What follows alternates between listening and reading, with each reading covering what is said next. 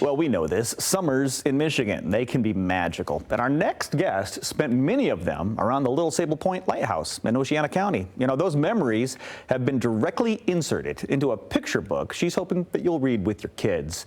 Her name is Stephanie Owen, the book right there called The Lonely Lighthouse, and she is here this morning to share more. Good morning, Stephanie. Good morning. And congratulations. Thank you so much. This is your first published book, yes, right? Yeah. Oh, that's a big deal. So let's talk about your memories. What are your memories of summer in Michigan? I mean, I'm a transplant from Illinois too. You're an Illinois person, so I mean, we kind of figured it out, didn't we? Yes, the summers absolutely. in Michigan are where it's at. They are the best. So my family had a summer cottage in Mears, Michigan, so we would always spend the entire summer there, and lots of good memories spending time with family and swimming in the lake, and of course going to Little Sable Point Lighthouse. Anyone watching or hearing that can relive it in their minds, because that is summer in Michigan. And well, you're not an author by trade. I mean, you're a teacher, right? Yes. All right, so you teach K through... So I'm certified K through 12th, but right now I'm a high school English teacher. High school English, ooh, brutal. Oh my goodness. So obviously teaching English, writing, it's kind of in your blood. Absolutely. So how did this come about that we decided to actually make this picture book, and why a picture book? Yeah, so when I was in second grade, we had a visit from an author who told us all about how to write books, and I thought that would be such a fun career to have one day. And so piggybacking off of that, I did get my master's degree in creative writing and literature, so I always wanted to write. And then this book came about because I was entering a writing contest that they wanted a nonfiction summer story.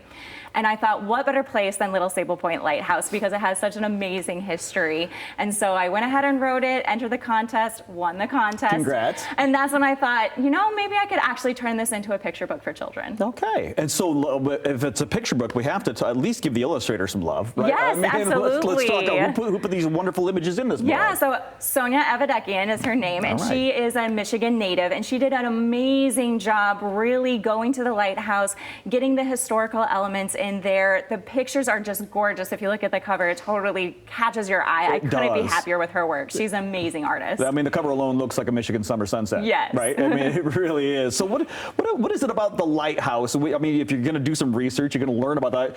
I'm sure when you were visiting, you weren't learning all of the history and diving deep. But what did you learn about lighthouses, and what surprised you? Yeah, so you do actually learn a little bit of the history when you visit the lighthouse. The keepers that are there doing a great job. But when I was researching it, finding out that it is the oldest remaining brick lighthouse on Lake Michigan. Okay. And it was the last one to switch to electricity in 1955. Oh my gosh, in the 50s they were still using what? Gas, coal? Yeah, so you would still have to light the oil to light the lamp and make it work. Oh my gosh. Yes. Oh my gosh. And so for that reason, it's one of the lighthouses that was the last one to have a keeper actually staying there and living at the lighthouse. Right. And then after they switched to electricity, you don't need a keeper anymore. Everything is automated. And so it was shut down to the public for 50 years. And that just broke my heart, thinking that nobody could go up in it and visit it. And that's part of the story that I put forth in the book. And then I'm just now catching up to the plot line here, Stephanie. Okay, all right. Yes, and then David Diedrich, he is the great-great-nephew of the very first lighthouse keeper. He came back in 1995, and he was one of the people who really spearheaded reopening it to the public. Okay. And so I just love that full story, coming around full circle, and people today can now go up in the lighthouse and visit it, so it's no longer a lonely lighthouse. And the lonely lighthouse is no longer lonely. Yes. So I'm assuming you read through this picture book with your kids, you're going to learn a whole bunch about Little Sable and of course West Michigan, and how gorgeous it is and how everyone should summer right here.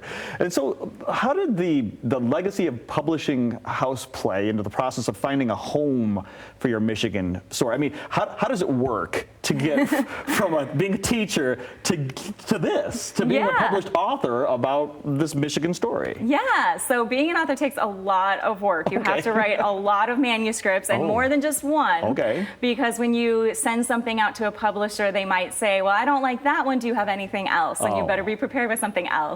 And so I got my literary agent in 2022, and she helped send out the manuscript to all the different places. And And so before sending The Lonely Lighthouse to Sleeping Bear Press, we actually did send them a different story. And they said, well, we love Stephanie's style, but it's not really quite what we're looking for. Does she have anything else? And we thought, you know what?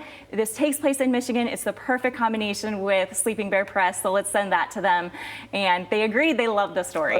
Just by your countenance, you can tell how the passion and the excitement that you have for this book. But tell honestly, the first time you saw it on a bookstore shelf, what did that feel like? Oh, absolutely amazing. So they always send you a pre-copy and you open it up and you do an unboxing, but seeing it on a shelf and seeing somebody come and pick it up and purchase it was just a dream come true. That's what every author wants to see. And I just hope that people will enjoy it and love it and share it with generations to come. Well, there you want to make Stephanie happy? Pick up this book. I mean, you're going to make yourself happy. You and your kids are going to really enjoy learning about the Lonely Lighthouse and the beautiful images that are inside of this.